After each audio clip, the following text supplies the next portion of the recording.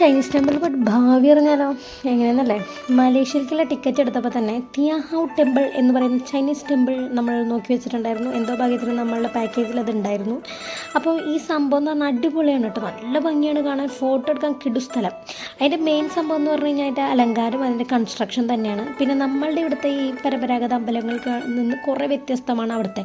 പിന്നെ 3 മൂർത്തികളാണ് അവിടെ ഉണ്ടായിരുന്നത്. ഒന്ന് goddess of Mercy, goddess of sea, പിന്നെ ഗോഡസ് ഓഫ് മാരേജ്. അതുകൊണ്ട് തന്നെ അവിടെ കുറേ കല്യാണങ്ങളും പ്രീ വെഡിങ് ഷൂട്ടൊക്കെ നടക്കുന്നുണ്ട്.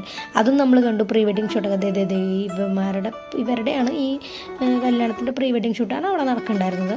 പിന്നെ കാണാൻ സൂപ്പറാണ് കേട്ടോ. അതാണ് ഈ കൺസ്ട്രക്ഷൻ, ഡ്രാഗൺ, അതൊക്കെ വേറെ ലെവല്, ലൈറ്റ്, അതൊക്കെ ഈ വർഷം ഏതോ പാമ്പിൻ്റെ വർഷമാണെന്നാണ് അവർ പറയപ്പെടുന്നത്.